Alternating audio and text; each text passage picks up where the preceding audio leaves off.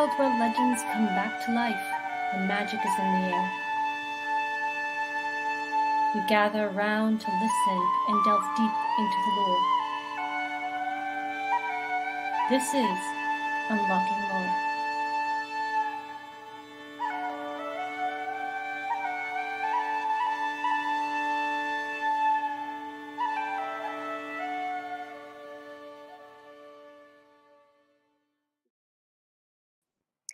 Good evening, everybody. Welcome to Unlocking Lore. It is Thursday. It is time to wind down, as always, with a great story. I have a wonderful guest, as you guys probably know. I've been shouting it out for some time now that I do have a guest for tonight. But yes, welcome to Unlocking Lore, where we delve deep into the old tradition of storytelling, the real stuff, the ones that go way back centuries. So as you guys know, because we have the always the same great people who just love to support this amazing art. As you guys know, I have decided to dedicate June to ocean stories. It's something that is, I don't know, it's something really beautiful, very mystical, very mysterious. There are a lot of stories out there, like we did in the past episode, which was why the sea is salty. But there are a lot more. I have been getting I have been digging and researching many stories. They are hard to choose, actually, to see which one to tell and which one to actually, give out there to the people. So let's see who is here.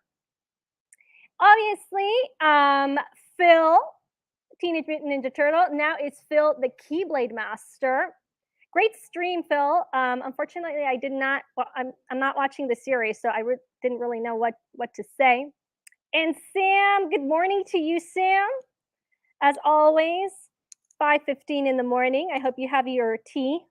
I'm always asking. Is it is it Indian tea? Is it China tea? I'm always so curious as to what kind of tea you drink. And we have the Dunadan. I hope you're doing well today. Well, this evening, all the way from Florida. And this is really a really great opportunity because as a storyteller, you meet people, but online mostly, especially now in these past 2 years. Hopefully, we will be able to meet in person again. We didn't know each other. We did see each other. We're probably sure because we attended the same storytelling conference back in 2019. I was able to get the Young Storytellers Scholarship that really helped me to be able to travel all the way from Peru to the United States to attend this 3-day wonderful conference between storytellers, which was absolutely amazing. So tonight I have a very special guest. Her name is Marylin McPhie.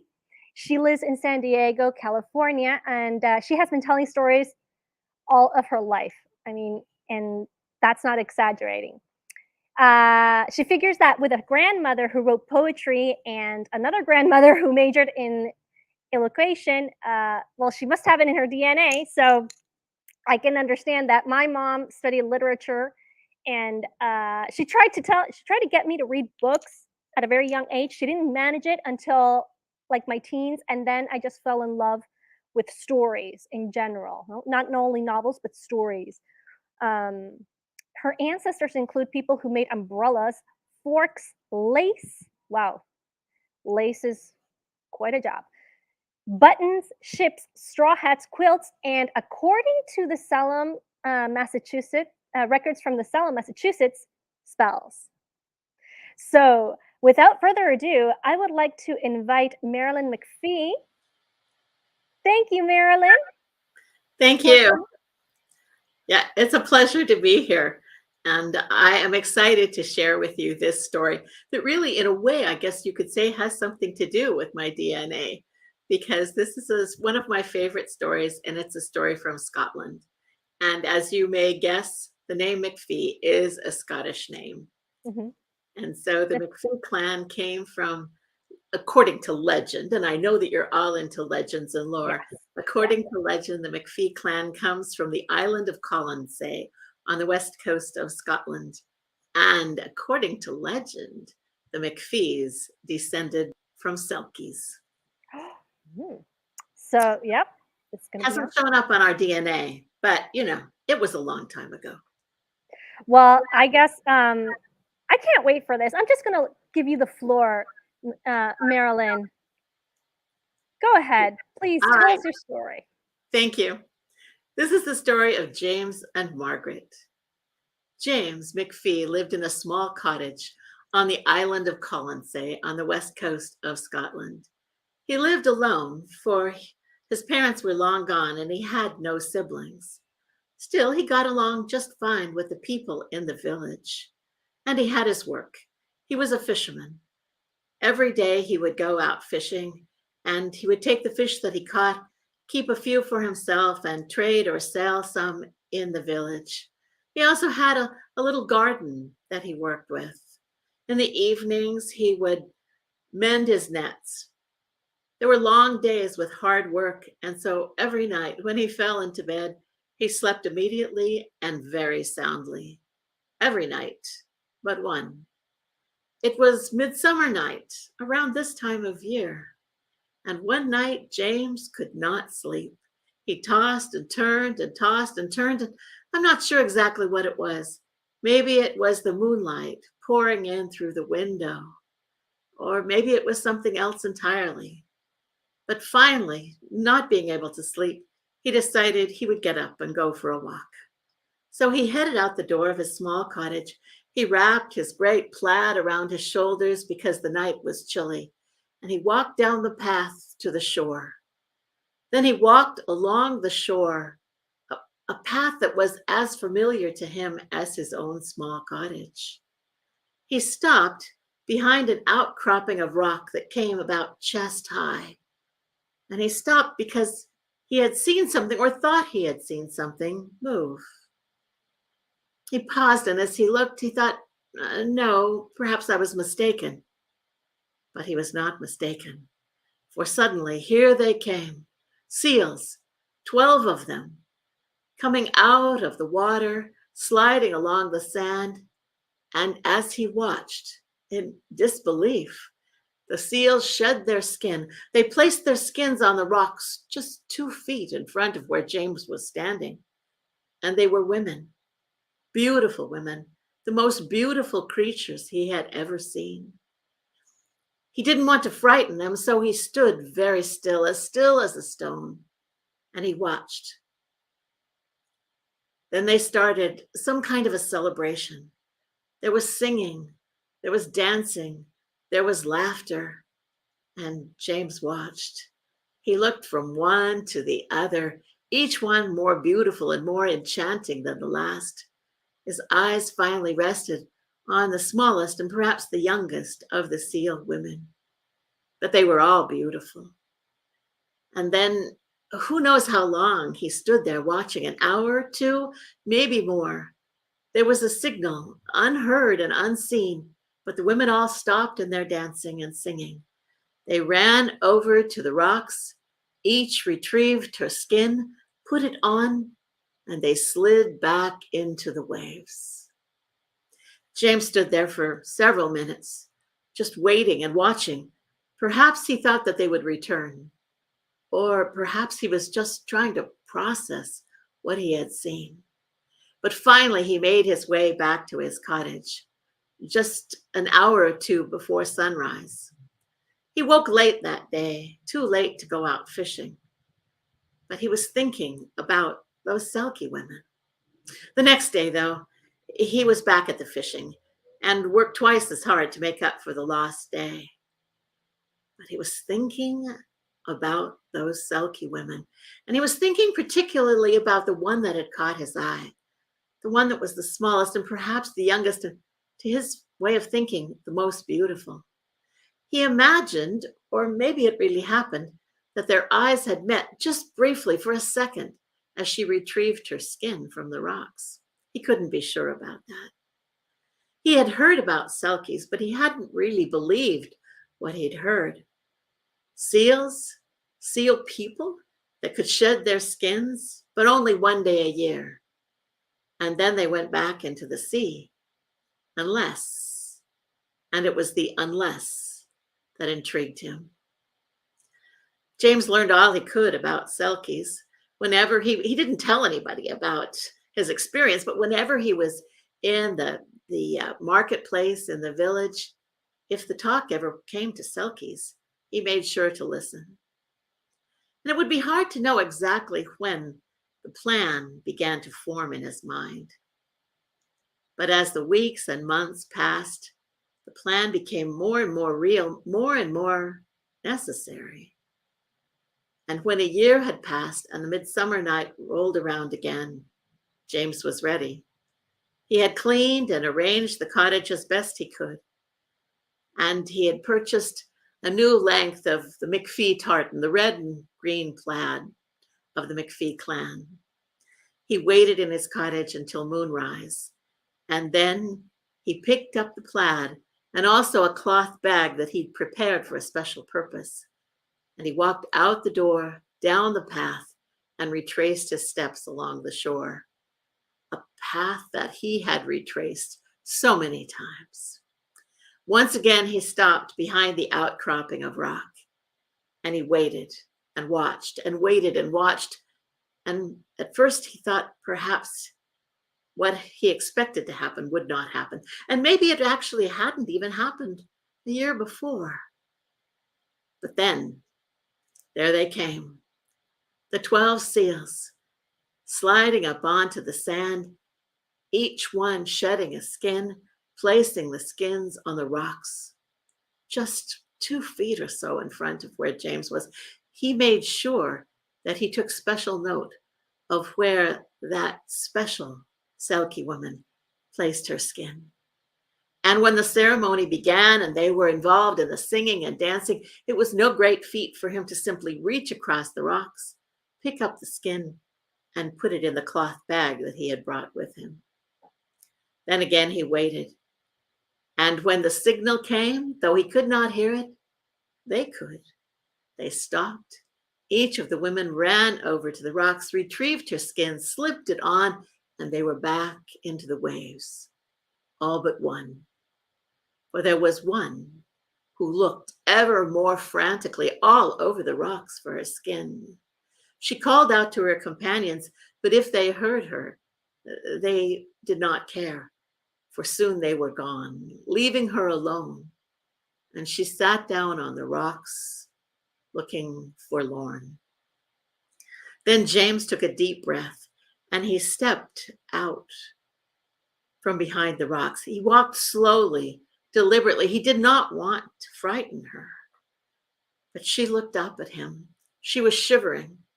He wrapped his plaid around her shoulders, and he told her, though he didn't know if she would understand him, he told her to follow him back to his cottage.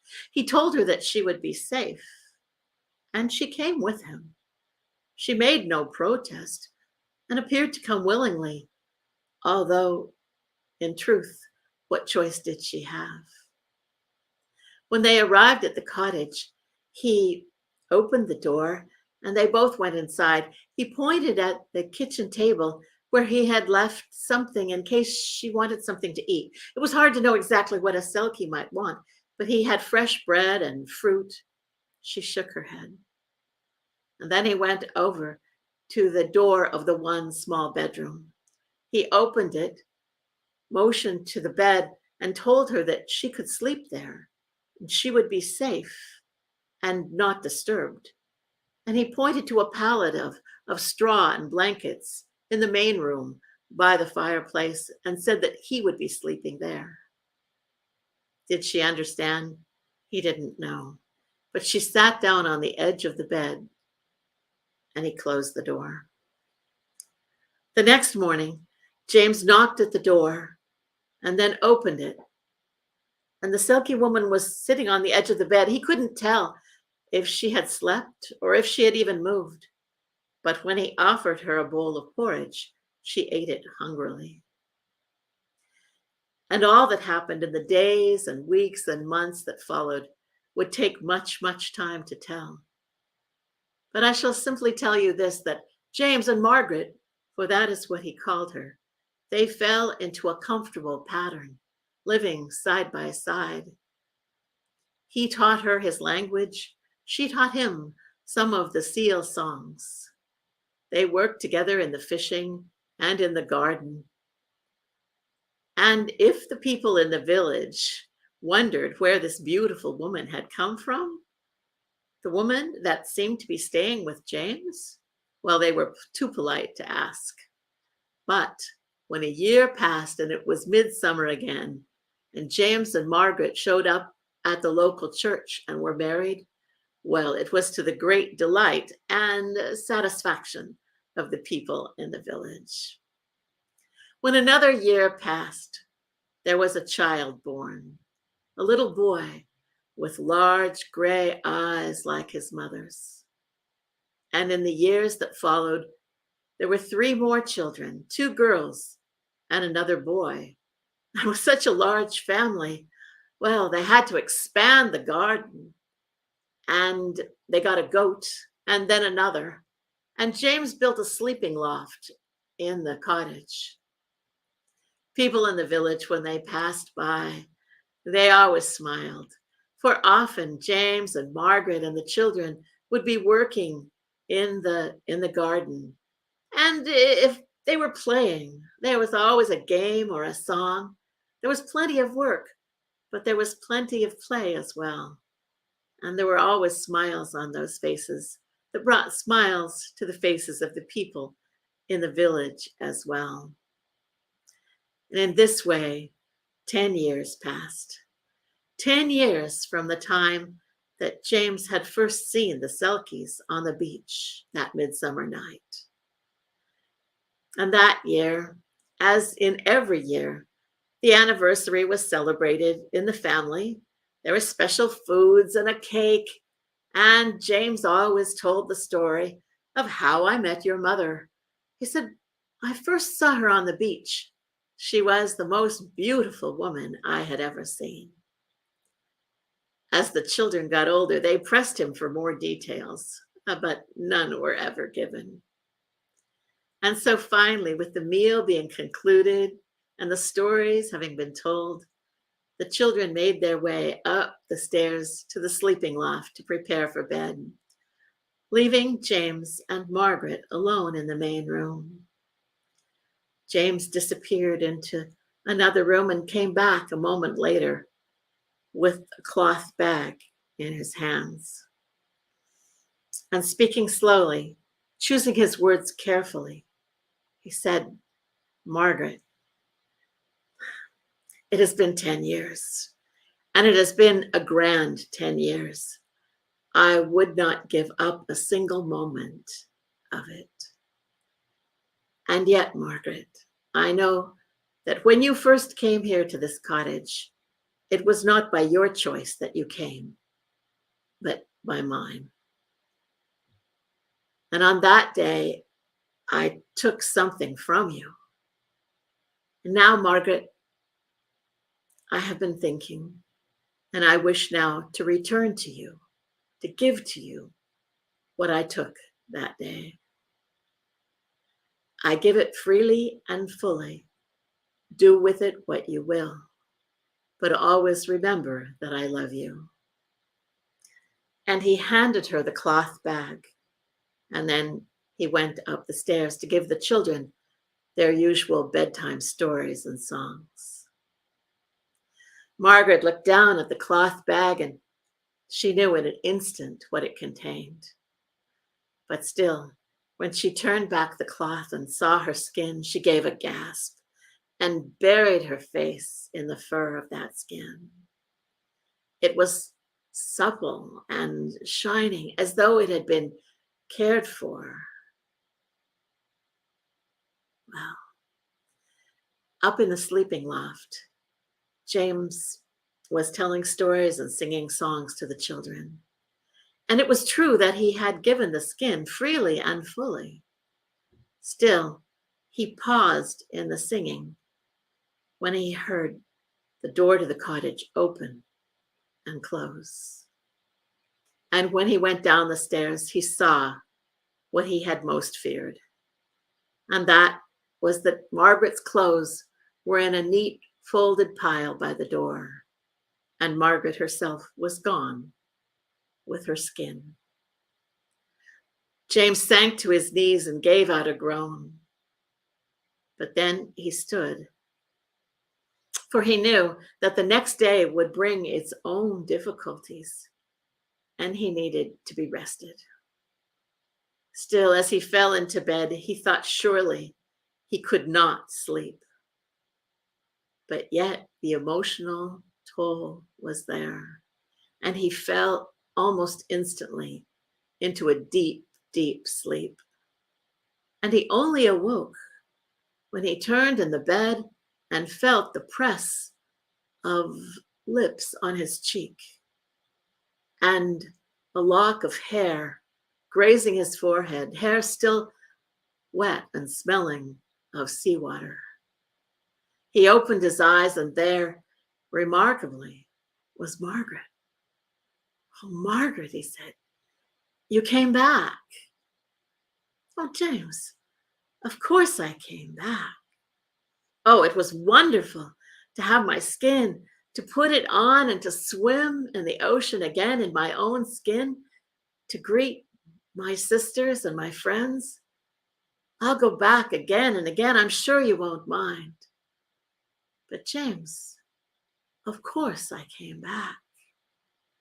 Oh, the gift you gave me tonight was wonderful. Not just the gift of the skin, but the gift of choosing. And in the choosing, dear James, I choose this. I choose you. I choose love. And so they embraced and they kissed. And that is a legacy of love that was passed down until this very day. Love with James and Margaret.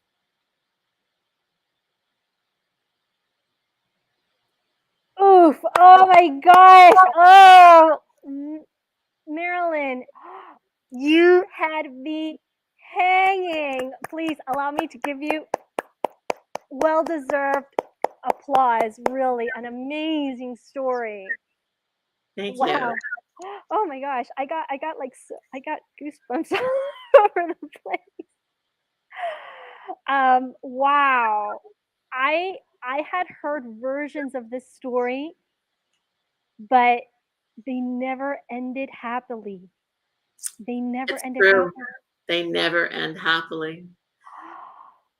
So I had wanted to tell this story, but it always made me sad, the versions that I read. Yeah. And I thought, how can the story possibly end happily? Mhm. I mean, if it begins with a man stealing a woman's skin, how can this possibly end happily? And I really thought about it for a couple of years and finally thought, well, there's only one way. He has to change. Mhm. And a lot of times in the story, the woman discovers the hidden skin by accident, or her Yes. children find it and bring it to Yes. her. Uh-huh. To me, that could not lead to a happy ending. Mhm. He has to bring it to her and give it to her. And Yeah. yeah, I hope so. I hope that works. I like to It think it does. It yeah. does work. It does work because like you said, he gives her the choice. And when you give the choice, that's where you actually weigh um well, what do I have and what am I going to lose or what do I have to gain, you know? That He has to possibility. relinquish his power over her. Exactly. Uh-huh. So, yeah, I heard this story also from another Scottish, storyteller, way back. Yeah, well, not way back, a couple of years ago. He does have a recording, but yes, like you said, um, it is she finds the skin because her children accidentally drop it, and then she just, He's out of dashes there. off. Yeah, she's just out of there. you know, it's not that she didn't love her husband and her children, and this is an amazing thing because Selkies do have that that characteristic that they are very loving creatures. They are excellent parents, both mother and father, loving spouses. But the calling of the sea with their skin is so powerful that they will not let go. And one of the things I believe also is because they are not given the choice. So the fact that you gave that choice in the story was like, yes. And when you told, like, when you said, I give this skin to you, like my smile literally fit. I'm like, oh no, oh gosh, oh no, oh man, this is gonna end badly, you know?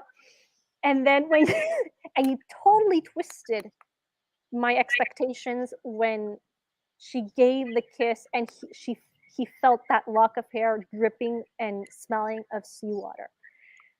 My smile like returned like 5 times, like, oh my gosh, she actually came back. I love Totally. a happy ending. I do. It's true. I do. I also love. And I think it's kind of interesting. I've been working lately on another version of the Selkie story from the point of view of the Selkie woman's sister, and I think that adds a little excitement to it. Yeah, that Now, would be really interesting. yeah, it's just something that I thought about Mhm, because these days we think about what our expectations are mhm, for love or for marriage or for family, mhm, and often it mhm, is what we expect. We marry the mhm, people who come from a similar background and who mhm, and who whose ideas and whose values mesh with ours, mhm, but not always. mhm, Not always.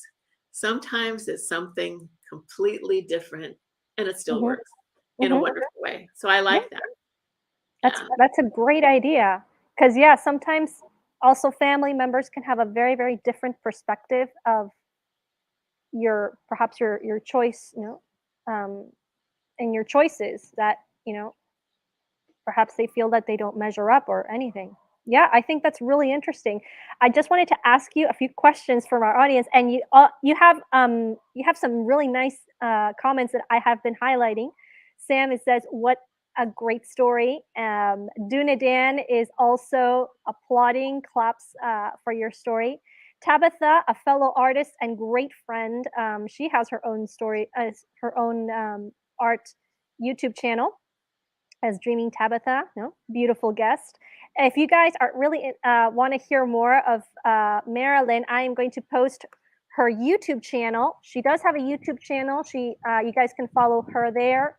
Go subscribe. You can also find her on LinkedIn. I will be adding all that good stuff later on in the description below for anybody who wants it. And we did agree to this. I hope we did agree to this, Marilyn. I'm going to be editing this audio and I'm going to be putting it on in Spotify because it is an amazing story. I'd be happy to have it there. Definitely. So, my question, like for you in this, like from this story, like where did you find this story?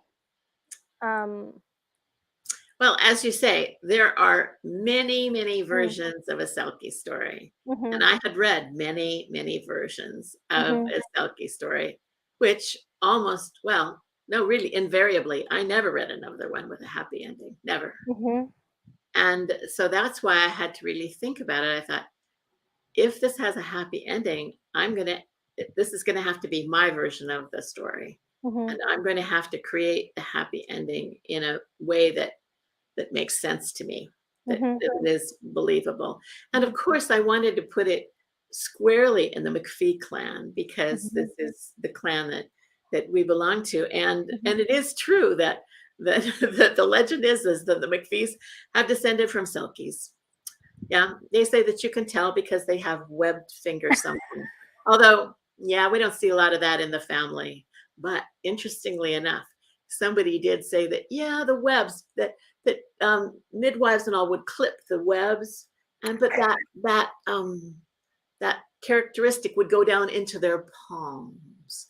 And I will say that my husband did have that hardening of his palms that he had to have surgery for. So I said to him, this proves that you really are descended from Selkies. That is so awesome. Isn't that? And yeah, I mean, and that's like the beauty of these old tales and all this like this folklore. Um, it's so, I don't know, it's so rich.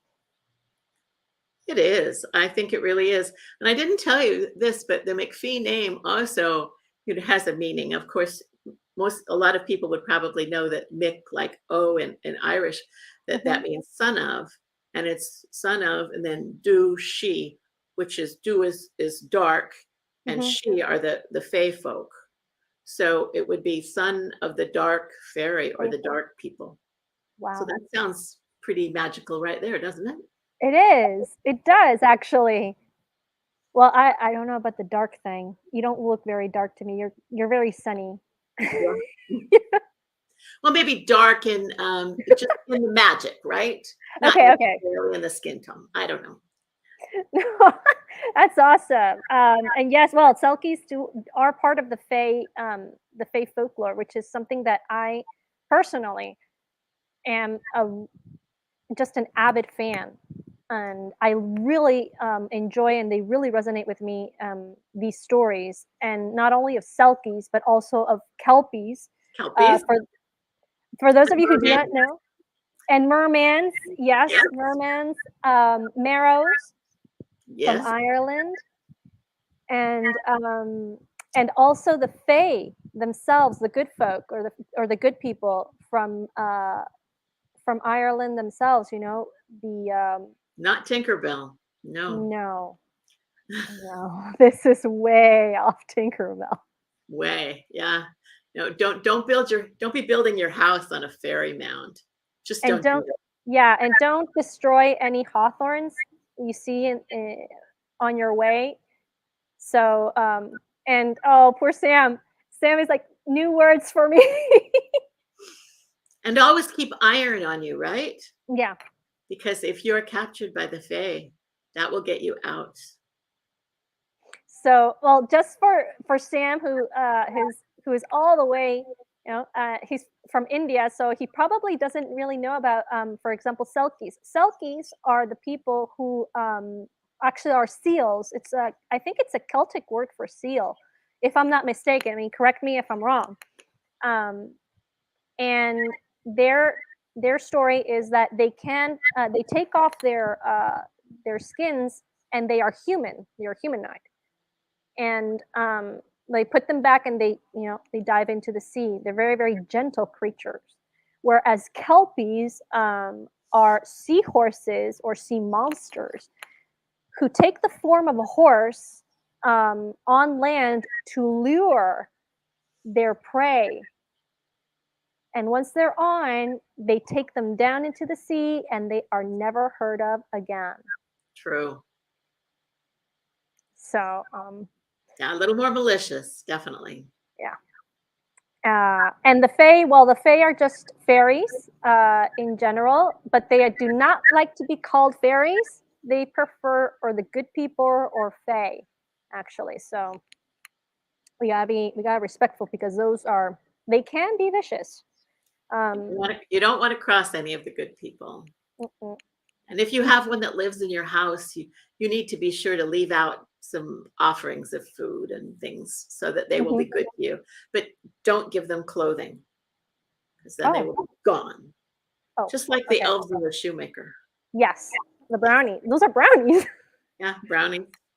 And you reminded me of a movie that I saw a few years ago, and I love to watch this movie. It's called The Song of the Sea. I don't know if you've heard it. Yes. When I saw this movie, I was alone, literally alone, watching it.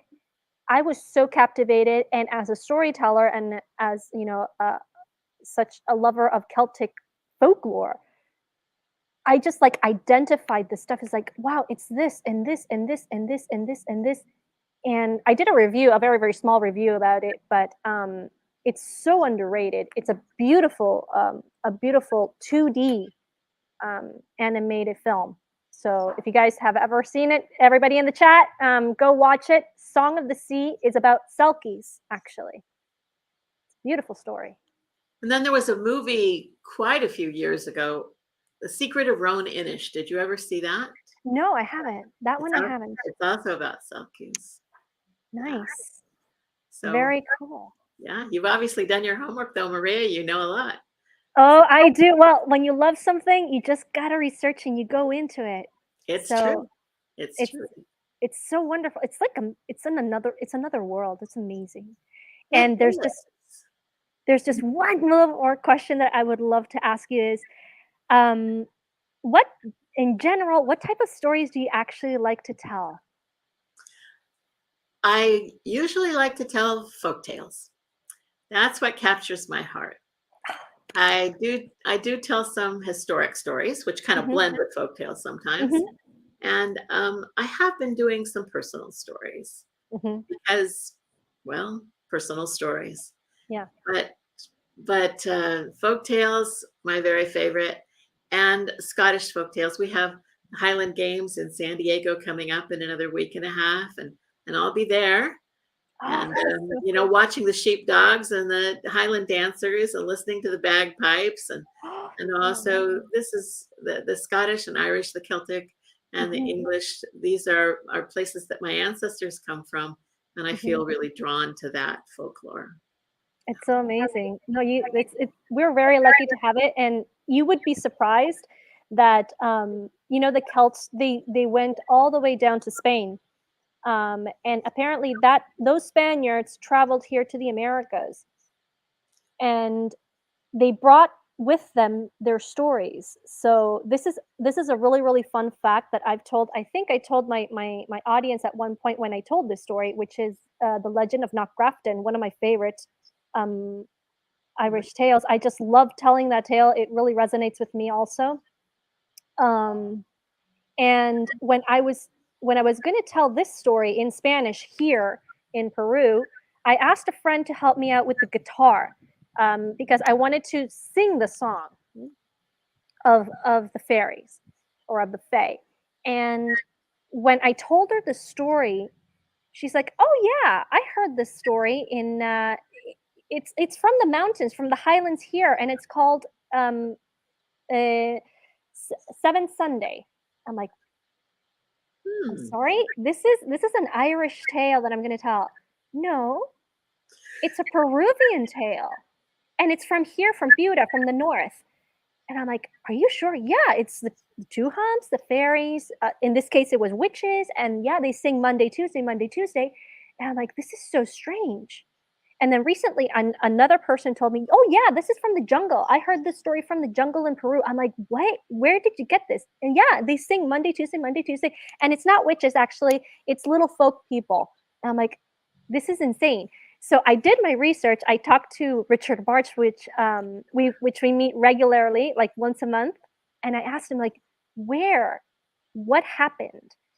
And he said, "Well, the Celts did come to Spain, and they did bring their lore." And I'm like, there it is. That's the link. Yeah, he's the person to talk to about that. He knows Yes. that up one side and down the other. Yeah. So I had Richard Marsh, sorry, in World Storytelling Day on this channel also. Great. So Yeah, it was really wonderful to hear him, and it's always great to talk to him. yeah. But anyway, thank you so much. We are running out of time. You guys know, everybody in the chat, everybody knows that I like to start on time, and I also like to finish on time because there's so many amazing content out there. I had some friends on some previous live streams talking about pop culture, and coming up next is other live streams from other friends that I do not want people to miss. So thank you so much, Marilyn. Thank I you.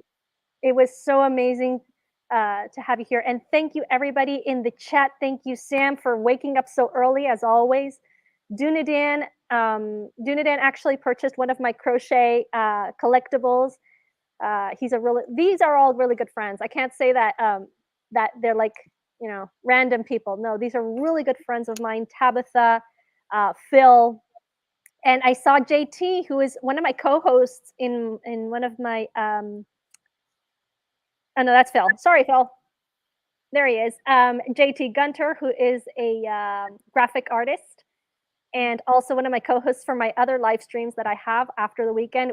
Guys, remember that we are going to be reviewing Jurassic Park, the 1993 one. Come on, the 1993, the good one, the one that made history. You know, this coming Monday, a great story. So we got So Sam says thank you, Marylin and Maria and Dunadan. Good night, everybody. Wonderful story. Good night, everybody. I hope you guys have a great weekend. I will see you guys in the next stream. Thank you. Good night.